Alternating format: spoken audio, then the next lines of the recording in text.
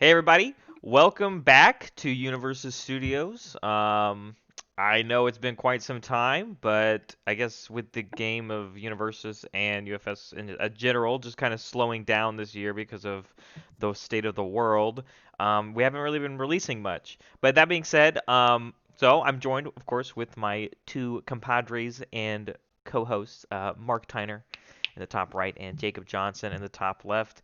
Guys, it's been months. I think we obviously tried to record stuff back in March and April.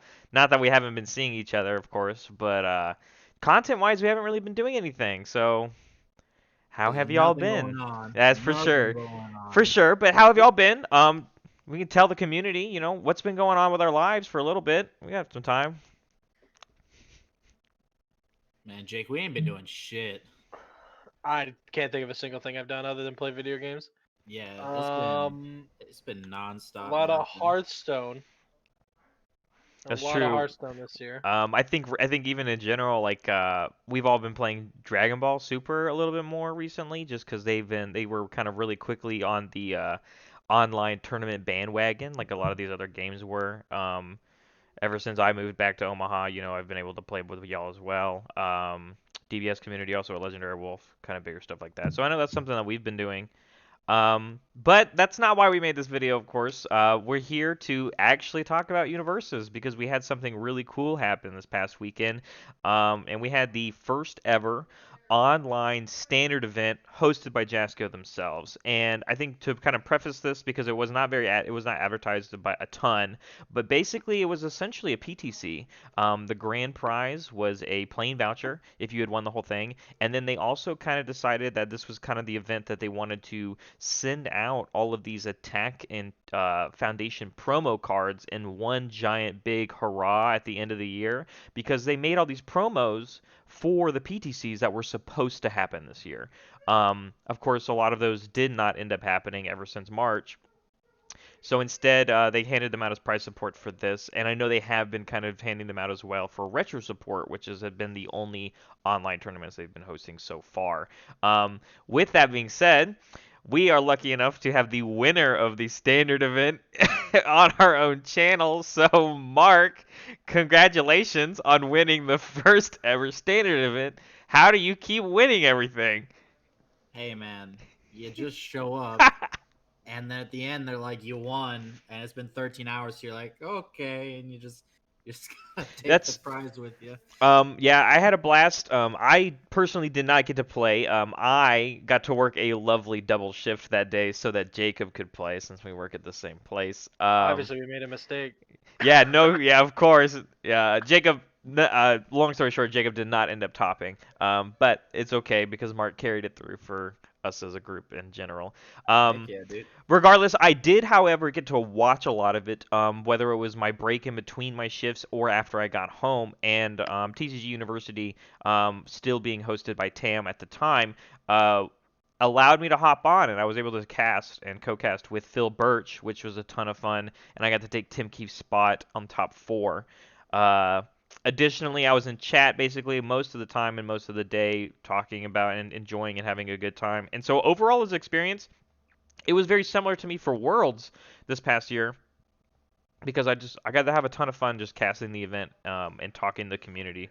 So I did enjoy it even though I was only watching, and I got to watch my boy Mark pop off. So that's always really It cool. was it was hype. It was hype. Overall though, as an event, because you two both played in it, we're kind of going to dive into like what we thought, how we think things have been. I mean, it's been basically a year. We had Worlds back in January. I was or yeah, it was February. February. February. So and we're 2 months away already from February. So without another major happening this year, we're going to kind of dive in. The event I believe had 36 people. But I believe even after the late registrations, which we don't have to talk about, there was 34 total. Does that sound right? I think it was something along those lines. A couple of Something people like didn't show up. Yeah. So I think it was like 34 total, and across the board, my number one thing that I kind of noticed was character diversity was really good. I think at most there was only 3 copies of the same character, and that was Turnaloose. Yeah, turn Uh, those. Yep. and then other than that, there's a bunch of two ofs, and then all one ofs. So how did you guys think like play testing environment of just like how did the game look? Well, every person I played against decks were extremely different. Let me tell you, every single one did something different, which was really cool. I sometimes in card games you can play against like in a 7-round tournament you play against 4 decks that do the exact same thing, just hiding in a different character or whatever, and then they have 3 decks that are a little different. But it was kind of fun. Would you say then I guess you don't have to describe like the decks altogether, but would you say that like people were okay with testing with like control style decks? Like did people want to play long games or did people want to test, more mid-range to super aggressive stuff or just kind of all the way around? Um, I'm pretty sure every single person I played against tried to kill me by turn 3. Okay, that's fair. I think that was a very similar environment that we saw um prior to Most of them were COVID. successful. Your deck also doesn't have very much defense, which we kind of saw Right. was the I just put Almost no flaw. defense in zero. it. Whatever. We had prepared to fight in the sideboard, and one of cool and focus main boarded. That was our defense. Yeah. Oh, we did Demon Realm too, so like if you played against throw That's not stuff. defense. That's enhanced for plus damage. Oh, okay, yeah, you're right. Oh my Mark, then what about for you? Because I know you played a drastically different deck than what I what I played so many different types of decks. It was such a cool event. I don't think I've ever had an event where I played an aggro deck into a control deck into a alternate win con deck into a gauge deck. Like it was just such a cool event. I, Like I would say even in like match to match, right? You would have some players that were like, "There, I'm gonna try and," because you were on stream multiple times for that day. Kind of comes with the package of being in tops. But I think like you'd see a deck that would try and kill you on turn 2, or you'd see a deck that would do the long con and actually almost pull it off because it was some crazy burn deck like Chris Bromley's Bakugo deck that he was playing. So like even in within your own matches, you would see different like aggro versus control versus like let's pull off a cool combo kind of thing. so while the decks were different, my matches were exactly the same across the board. I proceeded to lose my first 4 matches. Like the first game of my first four Oh, okay. matches, I lost in about 7 minutes. Like it was like turn 2, just mollywopped, and then I spent 50 minutes winning back my other 2 games. I did that all 4 of my first matches, except for one of them I lost, and I was like, but they were all just like that, like every time. Like by the third time when like he like turn 2'd me, I was like, man, this is getting real annoying.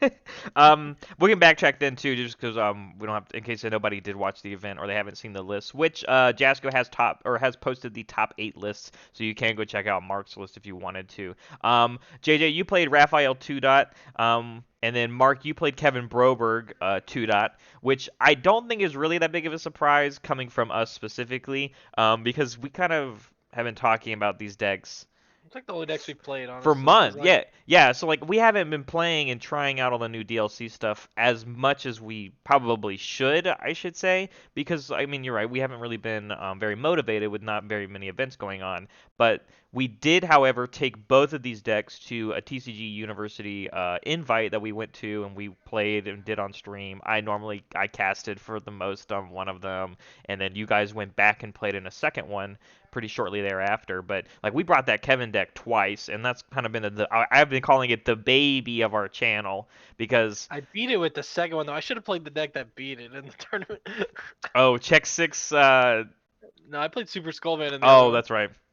Yeah, we were talking about that. But yeah, so we've been kind of playing with this decks, and Kevin's been fine tuned, and we've done different iterations now for months.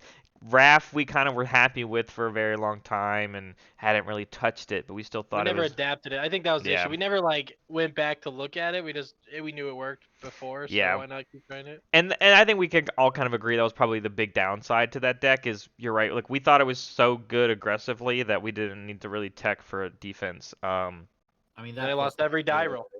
I mean that works. I lost like every die roll, and I just Well, it is also a high roll deck. I think we've kind of talked about that. I've been playing Lord Raptor locally just within us. And I was very surprised that nobody was even playing Lord Raptor, mainly because I was like, oh, Mark actually might have a rough time because Kevin Broberg has an matchup against it. But I was like, yeah, oh, I wasn't worried about 7 Raptors showing up to this event, yeah. so I can dodge a match pretty easily. So yeah, other than that, I guess we can kind of go more into turn by, or I guess round by round, right? So JJ, I know you ended 2-4, but you had a pretty strong start. I Three thought. and three ish. Right? No, yeah, I Oh, went 3-3. oh wait, I don't. I thought it was 2-4 on the when I looked at the. I had 9 points, I think. Okay, that's fine. So yeah, 3-3. But you started strong. I know you were 2-0 to start the day. So then something happened along the way. Okay. I can give you the rundown. Okay. My round one was against a. Bromley fucked this kid up and gave him the win so he could try and top. That did happen. That's why I was 3-3. I was 2-4 because I lost to Brownlee, but he gave me the win in the 5th round or whatever. And then I didn't think 3-3 was ever making it in any world for no, this I could have tournament. went X2. I He lost fucked the up last round. X2, Oh, but then he I, scrubbed out by losing right after. yeah, I I lost see. to Andy in the last round. Well, you also had And diversity. Why would Bromley do that?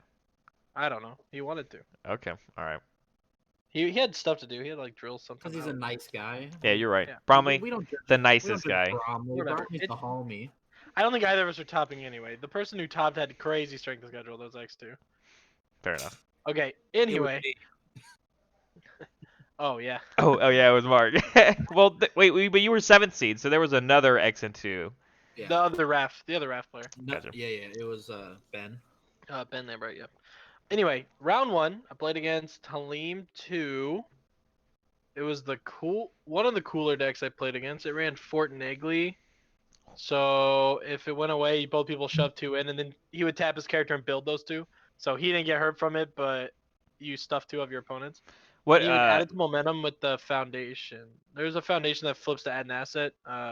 Ominous. Cassandra's card. Yeah, ominous prophecy. You can do it to your own, so Um, yeah, that makes sense. Yeah, ominous prophecy your own to momentum. Both people put it in, tap, build the 2. And it gives Talima face down, and so if you played more Yep. face down synergy, so that's pretty Yep, cool. yep. Was it so then under the good symbol? I would assume because both of those have good. Yeah, I kind of popped off against it, so I didn't really see what it was all doing.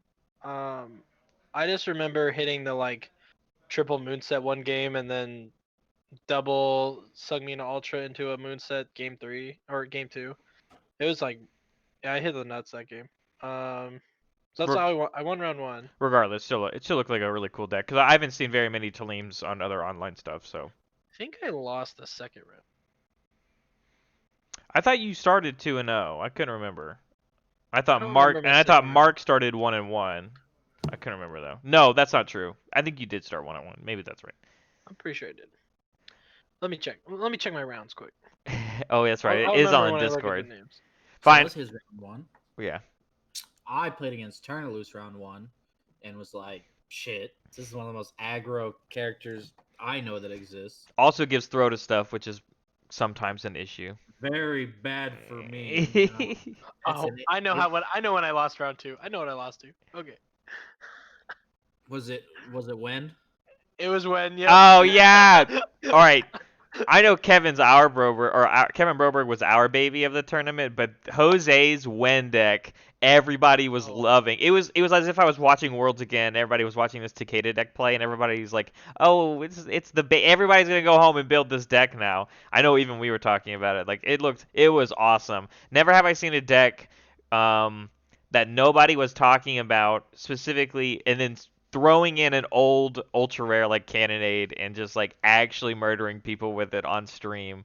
So shout out to Jose playing that deck. I know he had some help too. We were talking. I know Phil was talking on stream a lot about it because he was giving some input about it. But it was a ton of fun to watch, and everybody kept cheering it on. So yeah, I believe that you lost to that deck because it was really cool. Don't worry. Later down this road, I also lost to it. All right, so that was your round 2. Then JJ, what was your round 2, Mark?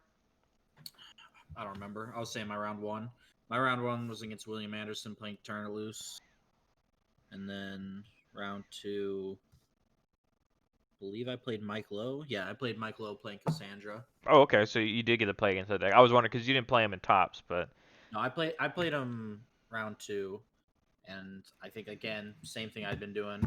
He like swamped me in like 7 minutes, our first game, and then I played a really smart control matchup the other 2 games and just controlled the match a little better. nice. Which is Good. what, if anyone knows what my deck does, it's just a control deck. It's an evil control deck that sits there and controls the game until I want to blow you out, and then it blows you out. Most decks I play do something along the lines of I want to control my matchup as best I can. I don't like to plan for my opponent's answers. I like for them to not be able to have those answers. Right. Yeah. I mean, it is that the Broberg deck definitely has just like answers to anything you could ever imagine, and you just sit there and you build them forever until one turn your opponent overswings against you and like overcommits, and then you're really easy to backswing them, or you hit this point of critical mass and you kill them with a pulse flare because it's unblockable. So. And if Pulse Flare's not going to kill them, I know it's not going to kill them. I can just burn someone to death. Mhm. Like if I need a slow con build, burn someone to death or mill them out. I had to do it a few times. Like I'll kill you with poison apples if I have to. Or with Eventually, Soul Edge, right? I know you're still Soul playing. Edge, Soul Edge, and poison apples can get someone. Like a Yep. 7-hander will die to those. You're round 3 then, JJ? Round 3, I played against Torn Loose, Osai Tyson. Oh, say, I, oh yeah, I, yeah, yeah. Osai, yeah, I think that's how you pronounce it. Um, it was I won the die roll. I won game 1, he won game 2. I won game 3. It was just aggro decks beating each other up. Yeah, that's fair. Round 4. Round 4, I played against Brandon Berry. What was he playing? He played Elena. He played Elena. I heard you got bopped by this. Lay it on us. Okay, I did lose this round. Yeah, you did. I won game 1, and he said good match because he thought it was all over. And I'm like, That's was how only bad game 1. That's how bad he stomped you. That's what it was. We had to get food in the middle of it, and there was like a pause in between, so I can give it to him. But Shout I out to was Brandon like, Berry too. I think this is actually. I think it was the strongest start that he's ever had. I think in a tournament. I know for sure on the team they were giving a lot of shout outs because yeah, after he beat you this round, he was 3-1. So like he was on track to top in this tournament. mhm. So and He almost did. He was one off. I think he bubbled. yeah. So Yep, he bubbled. Yeah, I so think he got 9th actually. yeah, because I know multiple people who had played against this deck and they just died to it. And I don't think actually a lot of people were expecting Elena to be in this tournament. So I got turn 1 to game 3. heck yeah. Nah, I don't want to talk about it. Okay. He Killed- be that way sometimes. He checked pretty hot. Game 3, turn 1. I was not expecting him to play 3 attacks to kill me, but I did build aggressively. I built 5. I guess I shouldn't have done that. That is your own fault. Yes. He did teach me I should not have built 5. What was it 'cause again? I didn't have a block. Triple missile launcher? Is that what it was? I don't. I think he killed me game 2 with triple missile launcher. I Oh, think I was mixing the two up. I know he played a missile launcher and I know he played a nutcracker. Oh, okay. I don't Bunch of remember what lows the third though. attack. Yeah, it was all lows. I don't remember what the third attack was. That's I okay. until he killed me with it. Mark's round 4 was hype because it was on stream. Well, my round 3, the first one I Oh. lost, You skipped over. was against Jacob Moser playing Oh. Nightmare. And Oh yeah, that's right. I hard lose the Nightmare, so play your Nightmare, kids. Because the Kevin deck's biggest issue is throws. I'm a smart player, and I side throw hate. I can usually get around a throw deck, so like it doesn't scare me to run into a throw deck. But it was a tougher game. I lost my game 1, and then game 2, I controlled the match, and then game 3, I misplayed really hard, which led to it's the same. Both my games I lost were against good players, but I misplayed on my kill turn where I would have killed them otherwise. Mm. So it was like the same match all day. I just got to that point where I was supposed to kill them, and I misplayed really hard. So I did that. I did that against him. That's what you do. I mean, if you misplay, we're all rusty. You misplay, and then you lose a match. So I lost my match to him. I would And definitely then- say the way that you like to play that Kevin deck as well, and the way that it's designed is you set yourself up to be able to block every single attack, and Nightmare inherently gets an extra attack if you block it. So like it was always an extra thing that you had to deal with, on top of it also having throws. So I definitely could see that being pretty rough because it also burns you. So like if you got too low, like just a I was series. pretty okay with it because I would actually not hack his first attack every time, which I'm used to just using Kevin as my first thing because Eventually like- they could bang you or yeah. it gets rid of it. I mean, if I destroy a lot of my assets during my turn defensively sometimes too, so I mean, I'd rather have the maximum minus to check. But I would let him play his attacks that I was okay blocking twice. Hmm. And then just lead into like he played it from hell on me, and I'm sitting there with double flame aura in hand, and I'd be like, I'm okay with this. Like I'll block this attack twice, make him play 2 cards on a 6, and then hack whatever else he throws and burn him too for my blocks. And I was trying to get as much value as I could out of it. Um, and then his make me burn by milling actually helped me get to desperation on one of the games. Nice. So like I would just time it up to where I would like block something and mill and burn myself to desperation because I knew if I hit like 2 attacks I was gonna be at desperation or be close enough I could respond to get to desperation or something. So it Yeah. was his burn helped me uh get my life where I wanted it to be, which a lot of players have to play around that getting you to 9 life. Yeah. That's how you beat that deck is you just put it to 11 and then do 11. That's And why. that deck, Yeah, I was talking about on stream too how like you shotgun decks were typically an answer to it because they could bubble you around 12 life or something, and shotgun can get up to 24. So like sometimes that's just enough. yeah, like that's one of the best answers is just controlling the life. I play the deck really smart, but I don't have that much stuff that cuts, so I could cut offensively if I need to, or I can get it in a range where like if I'm at 14, I'm getting to 9. Like I can get it there, Yeah. but if a real smart player is not going to let me get it there, but I mean, being a smarter player lets you get it there. You know, Yep. that's the part of this back and forth you do with someone. I mean, if I watch you sitting there trying to put me to 13, I'll just block it. Like I'll just block it and stay at 19. You know, it's like it's not a big issue. But it was a really cool game. And then I played one of my hyper matches with Bromley after that. Bromley, I had never played on Tabletop Simulator before this event. So Bromley helped me get set up. He helped me sleeve my deck. So everyone was ripping on my sleeves. It was all Bromley. So I mean, he's my Which they boy. did it. I figured out afterwards that you needed the sleeves actually because it sounded like your My deck, patch. my back. I had two different backs. I had Universus Yeah, and UFS sleeves, which which I means took that your patch wasn't your I want to what's it, the workshop patch wasn't updated all the way. So yeah, you had all these backwards. So I you had my needed the original sleeves. one. Yeah, I Yeah. had my original one, so that's why they needed sleeves on them, which was cool. He got those on there for me. We played one game at 2 o'clock in the morning before the tournament, and he swamped me both games because I was learning how to play. Uh, so it was a little bit of me learning how to click all the buttons and find all the pieces. You know, being illiterate as I am. But then we got to the tournament, and I was in my tournament mindset where I was just, me, I get pretty competitive when I get into an actual tournament. You know, your stomach gets all tight and you sit there and you actually read all the cards and make your decisions. Yeah. It's a lot different than when you're playing casuals for competitive players. So I was just in that competitive mindset where I didn't let his deck do what his deck wanted to do, and that's how I play every game. Anytime I sit down across from deck, my brain goes, okay, his deck has something cool to do, and mine has something cool to do, and mine usually is don't let him do what he wants to do, Right. and because that's how I win tournaments. Like, that's how I win my games. Is if you have something cool you're gonna do, I try to avoid it happening. Oh, Because we know you play negative play experiences. You don't have to Yeah, explain you're the ultimate NPE. that. but that's always been like But it that's makes sense. No, yeah. it's a successful tactic. It's about setting the pace and controlling the tempo of the game, and I 100% agree. Yeah. But yeah, that match was on stream, and I did have the luck to watch at least game one and two of it.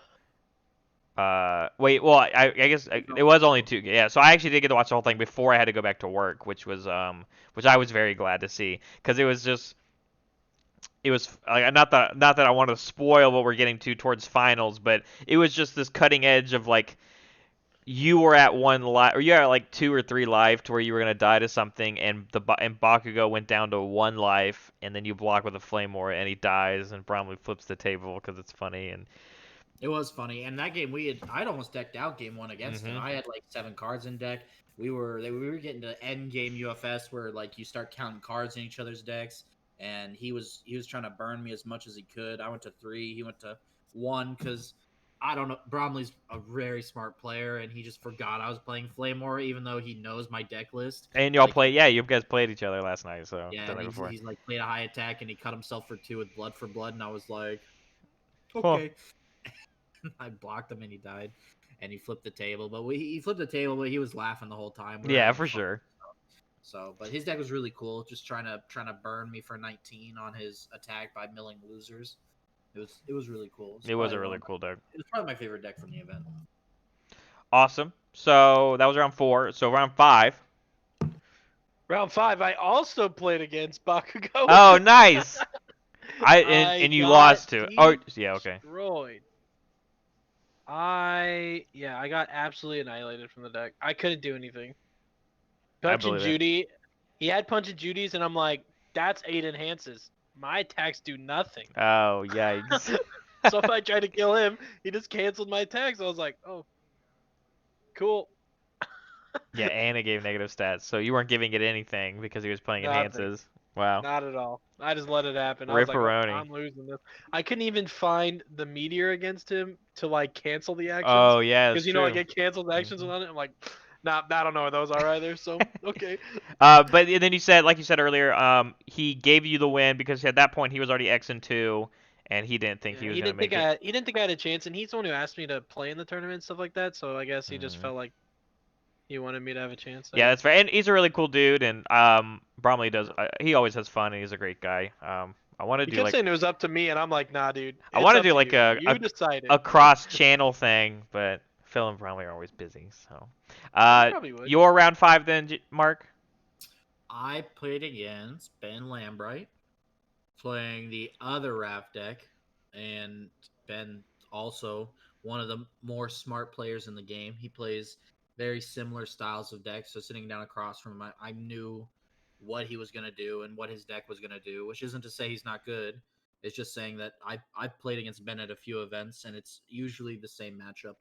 Uh, Um, I would say even the way that he was playing that Raft deck, just by looking at the deck list, because he did top with it, it's one of those things to where like I remember seeing him at the Omaha PTC last year where he played Eda 9, and honestly the attack lineups are super similar because Ben loves also playing the order symbol, and you play all moon sets, meteors, all these the expensive kind of package, and I think on top of that you've been playing against Raph 2 since he came out, before he came out. So Yeah, so it, I don't remember the match too heavily. I just remember, I mean, controlling the match like Kevin. That's what Kevin does. I just put him in a position where if I hacked your check, you couldn't get an attack. And the turns that came with my deck, my vulnerable turn was turn 2 or 3, depending on the deck I'm playing against. And when those turns came around, he didn't draw enough gas to do anything to me. And gotcha. if you don't draw enough gas, especially with an order deck that doesn't play throws, like if you don't draw enough gas on those turns to kill me, you're probably not killing me. Yeah, and a lot of them are highs as well, things like Meteor and Moonset. Yeah, so So like Yep. a one Flame Aura is a really good answer, like just to live. So yeah, I do get that. Gotcha. Yeah, my only answer to killing the Kevin deck was Dirty Bow. Like, Yeah, that's true. Confronting Jeddah when he's really low, or not yep. low, or sorry, out of desperation, right? And then round 6, so then we'll go to top cut. So round 6, JJ, you played. I played against Sam Tate playing Andy. Oh, okay. Yep. I honestly believe it did come mainly down to the die roll. It could have been different. Game 3, he actually saw the nuts. There's nothing anyone could have done. Like, it was an Andy that just popped off going first game 3, and I was like, It was like yep. He played four 5 attacks copies on me of and built his 5 foundation. foundations during Oh, it. Yeah, okay. it's like so he saw Meteor, so it built him 4 foundations from that. Yep. He had built the 3 diff that flips the build one in, and he had built another of Andy's foundation that turn.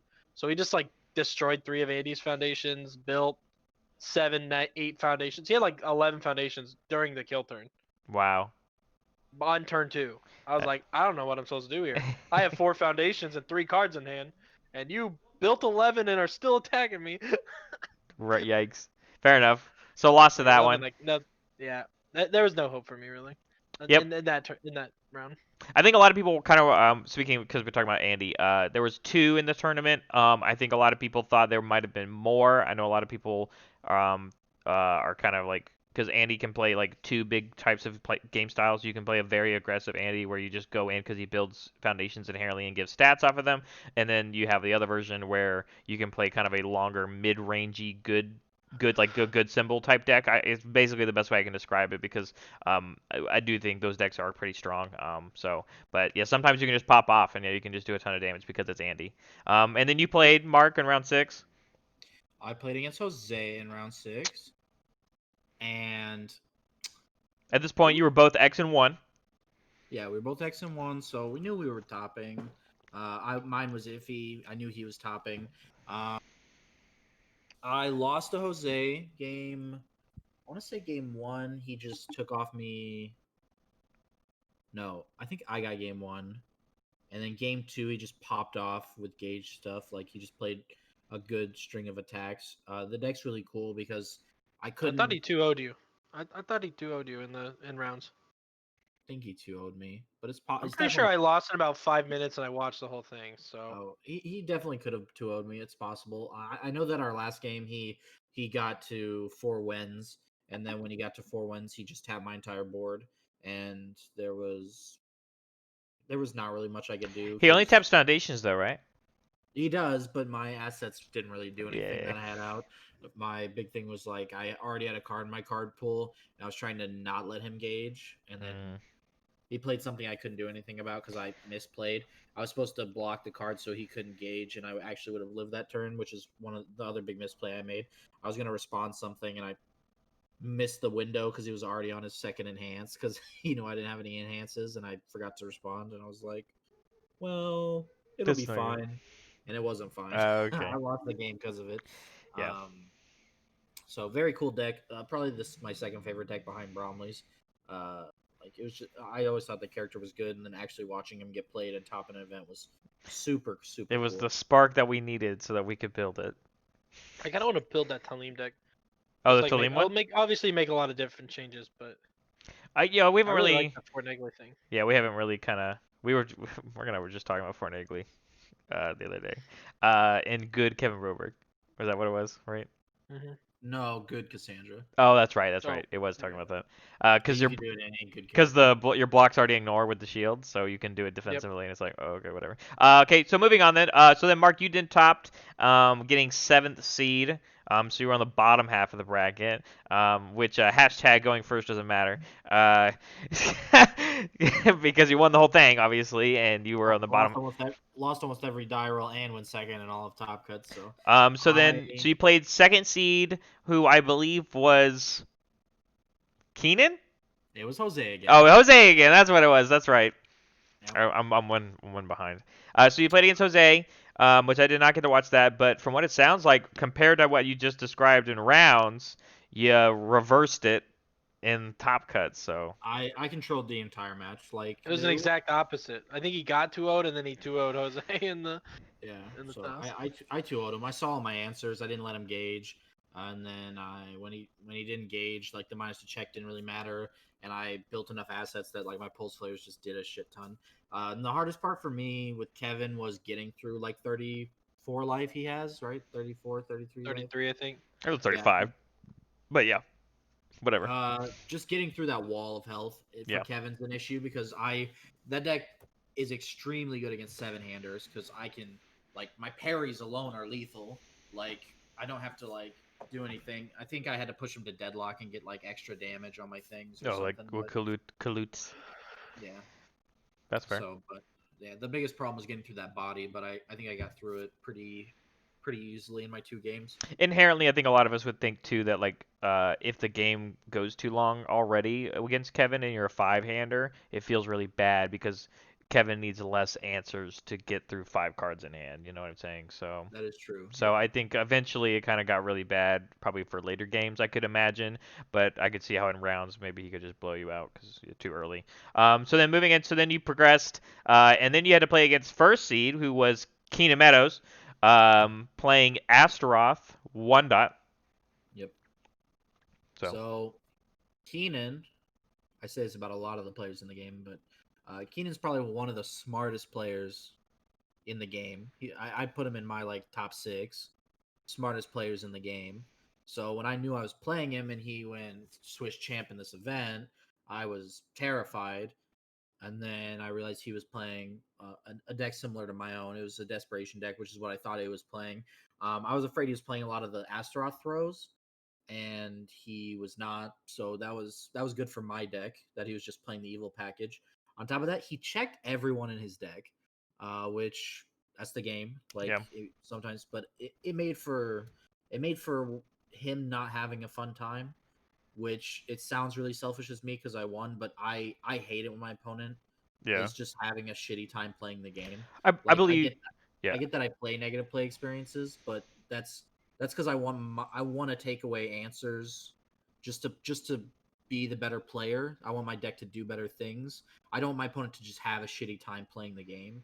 So the fact that his deck was actually shitting on in both games made it for a very poor time for both of us because Yeah. I wanted to have a really fun match. It was on stream as well, and so like we finished casting your game very quickly just because of that was the inherent that was the situation of the match, and so we were able to go over to the other top four match. I think you had even said at some point like Keenan had said, "Well, Mark, if I was gonna lose to you, I wish it wasn't this way," or something along those, because Yeah, nobody wants to become Switch champ, make it that far, and then your deck decides to check all these ones. Like when obviously you structured and you did a very good job making the ratios in playing around all this for the whole tournament, and then all of a yeah, sudden when and you have it's this not like very you high checked like intense, it's not like you checked 2 ones and you lost the game because of it. Like yeah, that happens. It was he checked 4 to 5 ones on In a his last row. turn. It was yeah. crazy. I remember when he checked double coffee samba and on stream, and I was like, yikes! I was like, geez, man, like it was just.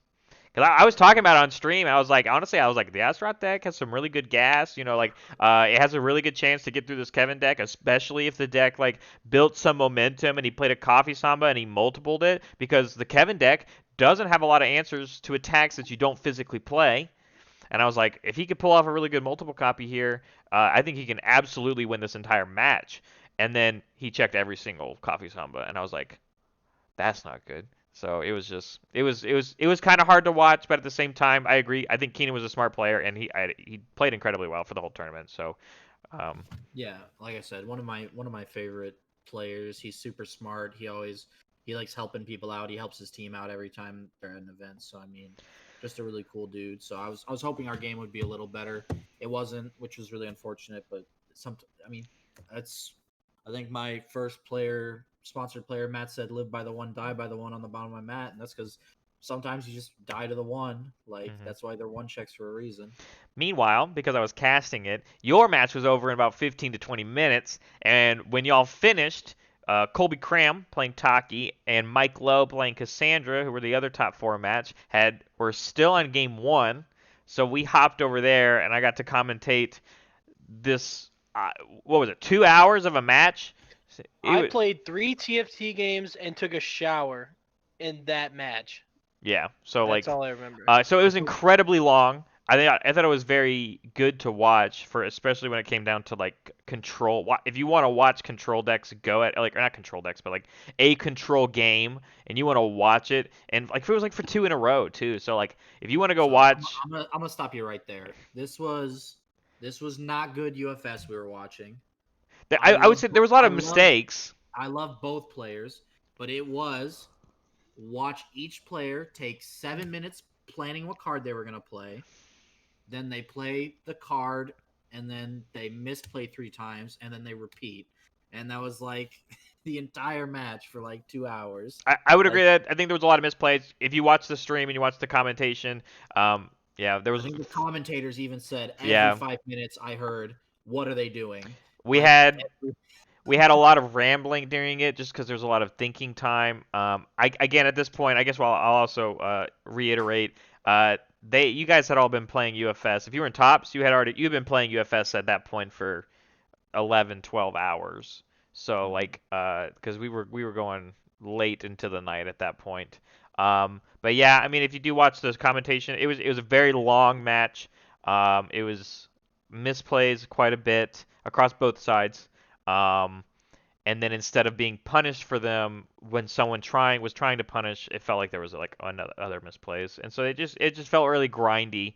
But it was for long games. Because most of UFS is someone overextends, Yep. the other person takes advantage of that. But in this game, it was like someone overextends, and then the other person built, and then like Yeah.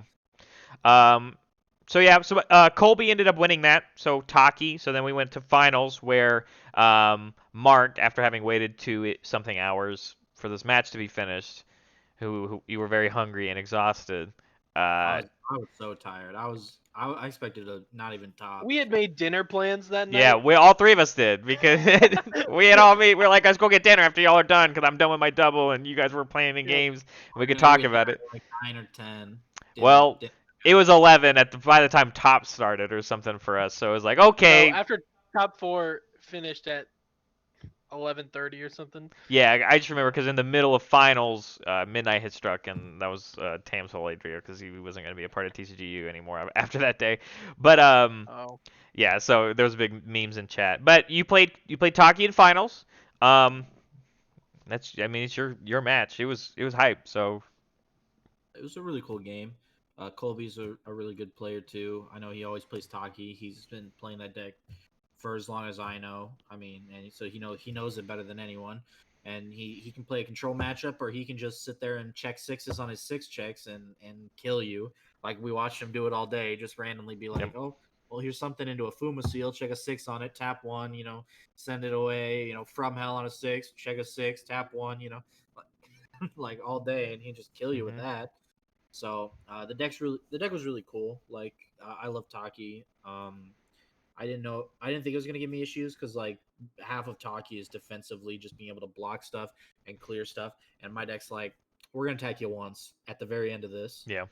and it doesn't matter because you're not gonna be able to block it. Um, so we played. Like I mean, I threw a couple coffee sambas just to draw the cards, and I think like the poke was fine for me because sometimes he was afraid of me playing more attacks. Yeah. When in reality, it was just me drawing foundations and assets to play more cards. It's just a free draw too, and he would just take the 5, which I mean takes 5 life. I get a free momentum, puts me a little closer to the goal. Whittles him down. He already had abilities where he was cutting himself for 2 things on like fog blanket. So like whittle, and like eventually he'd hit that juicy 13 something life, and then you start playing parries, and like he'd eat them, or he'd take them, and he'd get so closer and closer to lower life. So That's the sneaky part about Perry, especially with the Kevin deck, which was great about it. Is I mean, if you're at 10 live, like, and you go to start your kill turn, if you think you're gonna kill me, you're gonna eat the parry. yeah, Which my deck wants you tells to. you, yeah, you could probably kill me. Well, I'm holding my hand, going, you're not gonna kill me. And then by the third parry, that shit's lethal, and you have 2 cards in your card pool, and you gotta tap especially yourself if you out. save Kevin for it. Like Hmm.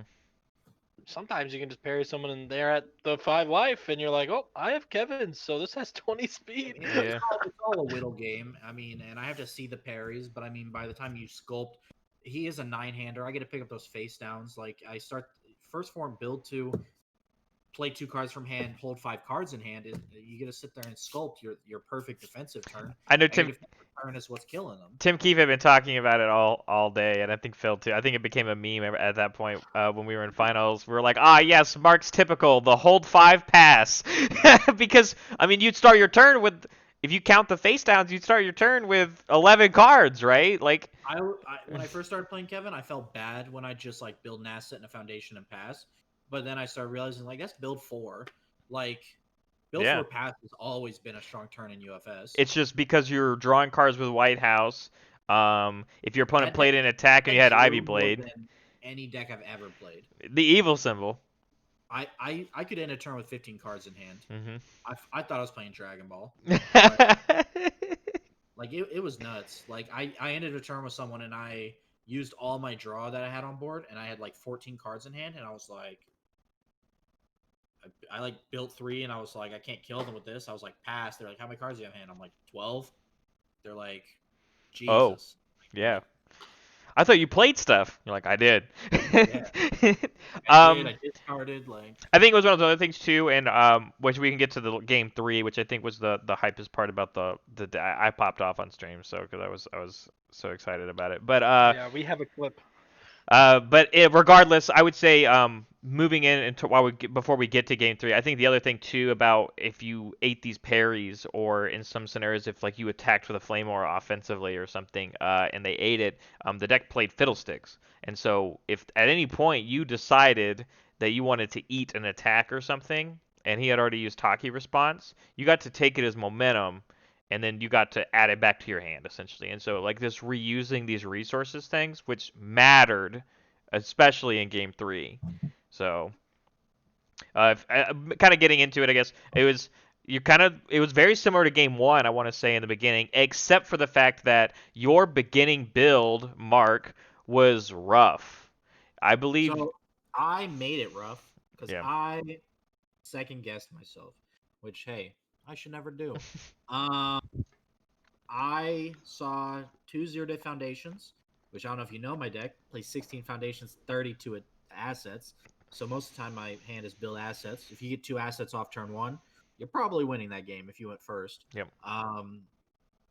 Just me as a control player, like that's the goal is you get that first form online as quick as you can. I saw the two zero diffs and I said I'm going first. If I build these zero diffs, my odds, because I'm playing less attacks, I can probably still build assets on the back end, but I'd rather confirm build the foundations just to get them out of the way, when in reality I should have just played the assets. Mm, I would have failed the foundations because I checked all one as my third card. yeah. But I was like, this is confirmed build two, as opposed to maybe just fail a Build card. two assets and then build two anyway because of your character, right? So it was. I Yeah. definitely So see the odds. I will say though, it's interesting because in the end, it felt like those two zero diffs hard carried because they were both uniting rebels, if I remember, and those sat there all game. And eventually, when the game I don't got, know if they hard carried, but they made it where I wasn't at like 5 life. yeah, I think at one point you were at 5, and eventually that did matter when it came down to Colby's attempt to kill you. That Yeah. instead of you being at 5, you were back at 9. Yeah. Yeah. So like So I would say I think he was technically at 10 on that turn because I don't think he had used one of them. yeah, I think that's true too. Yeah, I think yeah. Yeah. So but whatever. Um so I played very differently from my normal game. So my game plan all day was build your two assets, build whatever else you were allowed to build before checking an attack, pass, and then for the rest of the game, you would first form, build non-unique assets to have as many copies out as you could, build more foundations, and hold your attacks because all your attacks were defensive except for the pulse flare. You could even review the pulse flares mhm. because you could look for uh, another pulse flare, and your first form would often give Build you them. more build stuff face down that you would pick up with United Kingdom of Smash, and so there was just so many options going on that you had to take into account. Once you had White House out, you're automatically a 9-hander, a 10-hander for the game Yeah. because you first form build two and then you respond draw a card. I mean, you get a 10 hand size for the rest of the game. Like the advantage was clear by itself. The downside was that turn 2 and 3, when you had to sit there at you had to try and get yourself to 9 life, and you had to like walk this tightrope of, am I gonna die? Am I gonna live? Mhm. Do I have enough defensive pieces? If I didn't draw a parry or a flame aura by turn 3, probably just die to any attack string if you don't have good blocks. Because I mean, I could check ones on blocks all day. I usually never left my chances up to blocking with a normal card. Right.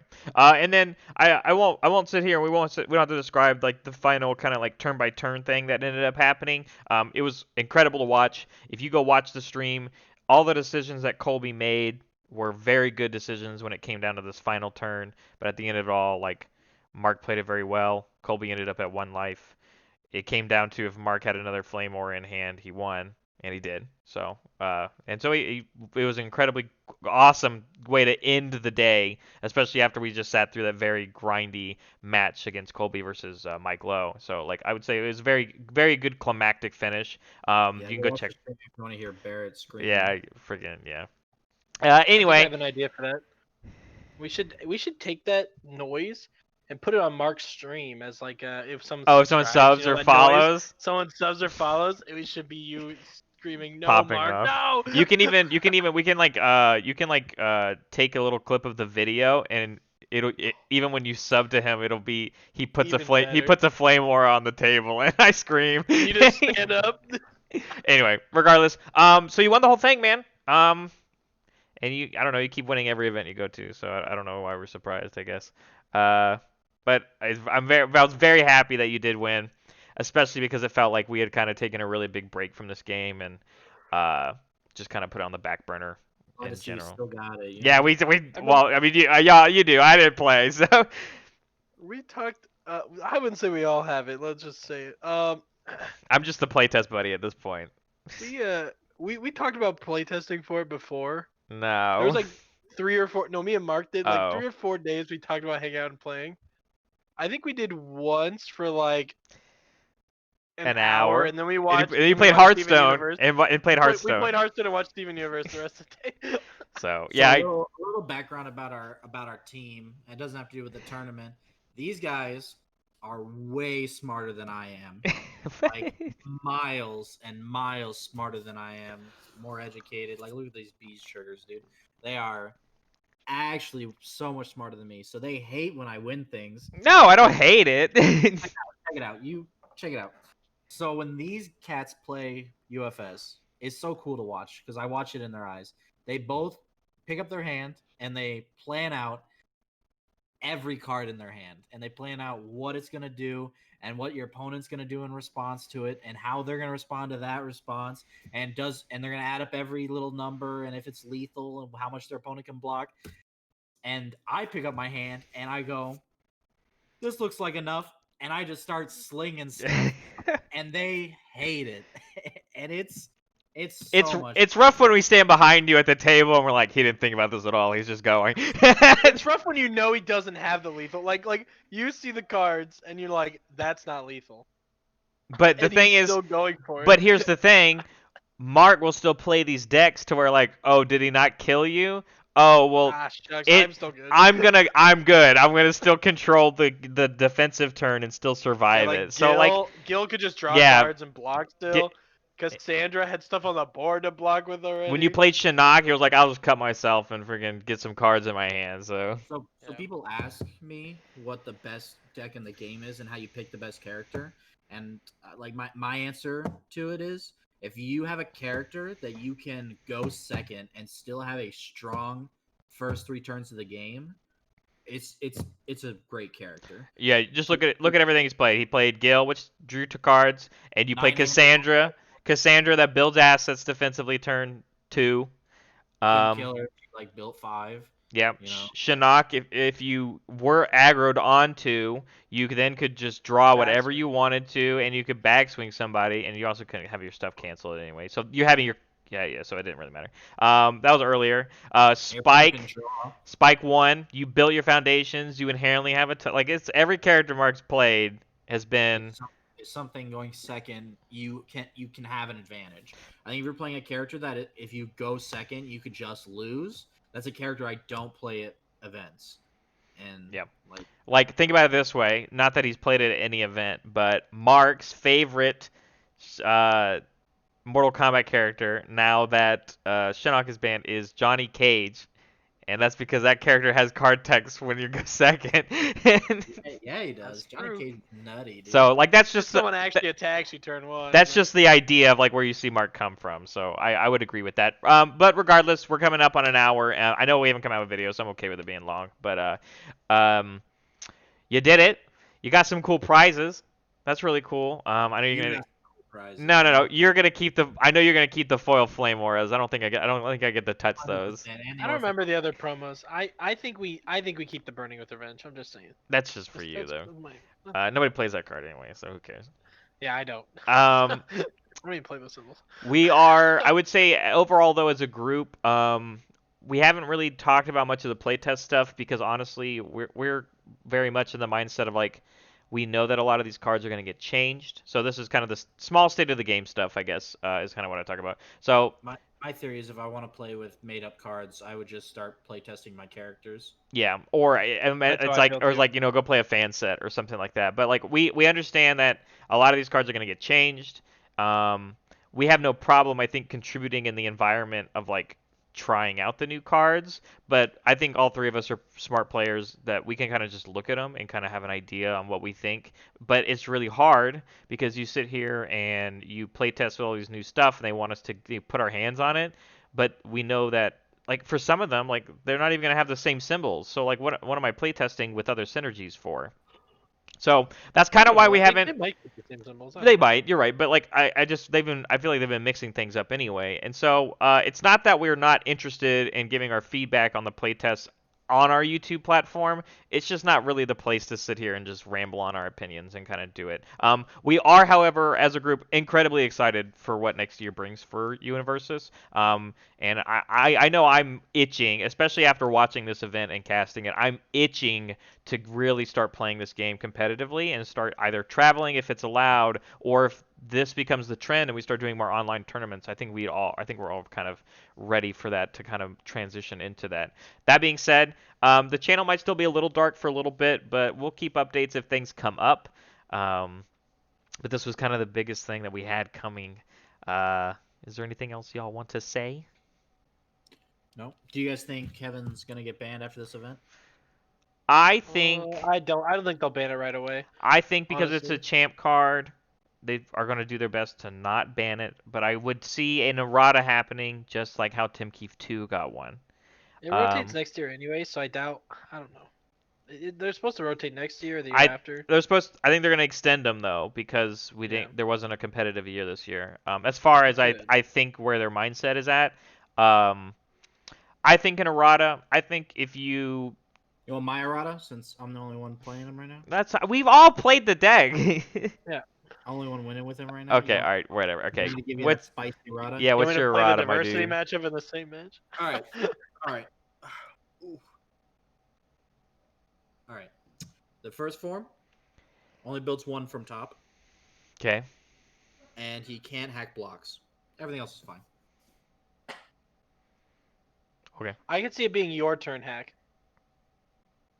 Or no, Your- I mean their turn, opponent's turn hack only. I would Like say the that. respond So like commit, so you opponent's can't hack turn. a block check, which Yeah, that's what I'm saying. notoriously like there's a lot of things that you're not supposed to be able to hack blocks for, but there's a few exceptions obviously. So That's probably I the could see best that. errata. You just that. You can keep everything else and just do that, and no one would probably play him as Kills much. the pulse fire win con, which means he actually has to play more attacks Yeah. to kill Yep. people. That's kind of what I talked about too. It was like you No- need Deck should be able to get away with playing 12 or less attacks. You played 16, didn't you? yeah, I mean, and that's something we've talked about 15. before. I could have played 12. I could have Yeah. easily cut. I cut the list down to The 11. Hellgates, like Hellgates could have been sided. Could have cut the Hellgates. I could have cut. I could Less have cut Sambas, stuff like less that. Sombras. Like And like we talked about that on the channel before, back when we were talking about like, yeah, I mean, you look at his Cassandra list, which played 8, or stuff like that, like decks like that existing. I agree. I think right now there's just not a lot of risk in the deck. You're playing these bad checks because it's the evil symbol and you can do it, but it doesn't feel like there's a risk because your character builds 2 every turn. So I think if you nerfed, first 2 cards you build. yeah, and so I think if you nerfed how much he built and how quickly he built it, so like I think it could even be like first form, you can pick a card in your hand and build it down, or if you have 4 assets, you can build the top 2. So that if you want to build 4 assets turn 1, 5, make it 5, do something. I don't know, like make it this larger number. Then it means not on turn 2 when you go, you get the 2 foundations. You have to make another volatile turn. That's what I'm saying. It just doesn't have enough volatile turns so that when you make it past them, the deck feels unbeatable. And I think that's how you could do it. I know a lot of people we're talking about like capping the neg to check, like at like a max 5 or An attack, committing your character to kill an attack is fine. yeah, I would agree. For you to build a bunch of bad cards into your staging area. Other people had talked about either the form being a commit cost as well, so that you had to pick or choose what you wanted on your character. I think that's an option. I just personally don't like the idea of a design space where you can never use your character for both of its things. I think I that agree with that. I I don't like that. so like I don't specifically like that one. Regardless, that's the kind. I mean, I think there are many ways to do it without touching the cards. For the response. Yeah. I mean, I guess. So, I think the attack lineups and like what the assets do, like I think those are all fine. Like the fact that is that Kevin Broberg allows you to get away with playing a deck like that. So if you just tune to the character, it'd be fine. I don't think it needs to be banned. I think the deck is beatable. He went X and 2 in rounds. It's not like the deck doesn't. I would beat it if I had to build a deck to beat it in a tournament. So Yeah. Yeah, like if people knew, like I feel like no one really teched against it at all. Deliverance as a card beat that deck. Just like existing because like they would go all out on the pulse flare and you just respond, make it 4 damage, and they have no staging area, and you just kill them. Like, there's only one answer to responses in the entire Kevin deck. Yeah. I guess the difference is he can hack your check to play the Deliverance. So if you That would were be awesome though. Like, On the just White think House, about it. like you have a White House. Oh, in White Yeah. House, true. Yeah. So So it's if no you- different than a 6, like, you know, like blocking on a 6, right? But you had the speed. So like I mean, you say that, but like Practicality, I don't know how much you're gonna be deliverance in me, man. Well, you attempt to block, they make it fail, you respond delivering. I think it's True. not even stuff like that. Like I would agree that there's even a world where like I didn't see any out of your leagues this entire tournament, and like out of your league stops the character response. So again, if you just had answers to Blood, Sweat, and Beers, the one response counter in the deck, then yeah. Right, double One asset hate card. Was that You, sorry? you just have. Oh, Just play fire, play spine sweep, and out of your league. Yeah, that works. Yeah. You And Earth, Herald, Earth all of them. obstacle. Play them all. So yeah, it's just I agree. I don't as much as we shown the deck and people knew we were gonna play it or y'all were gonna play it. I guess there was less answers to it, but like we said, people were beating it anyway. So like the deck is not unbeatable. I don't think anybody can say that it's not unbeatable, but it is frustrating to play against. I think for everybody that had ever sat across from that table, it is a frustrating deck. Which Trust me. notoriously I've that done it enough. notoriously that does mean that it could get hit still. So just keep an eye out for it. At the end of it, though, I do still want to shout out Jasco. Thanks for hosting the event. Tim Freelieb, you did a great job of just getting things going. I know you've been doing the retro stuff. In that kind of sense, it was great. I think everybody had a great time on stream. TCG University, thank you so much for hosting that. Thank you for also inviting me on. Tam, thank you for casting along with Tim Keefe and Phil Birch. Tam, I know you're moving on to your own stuff now, so good luck on your future endeavors, whatever that may be when it comes to creating content. But TCG University, still thank you so much for hosting that. Uh, Thank you to both for playing. Mark, thank you for winning. Yeah, I don't want to sponsor right now, but shout out to Miles, like Legendary Wolf Games. It's still our card shop, still where we Mhm. get all our singles, where everyone should get their singles. That's So true. And yeah, anything else from y'all? You guys did all the shout outs, so no, I'm good. Awesome. Well, congratulations, Mark. Great to record with y'all again as well. So we hope to see you again soon, everyone that tuned in. Feel free to subscribe to the YouTube channel for updates. You can also find us on Facebook, where I basically make a post about everything. And yeah, support us if you'd like. Thanks so much, everybody, and we will see you again soon.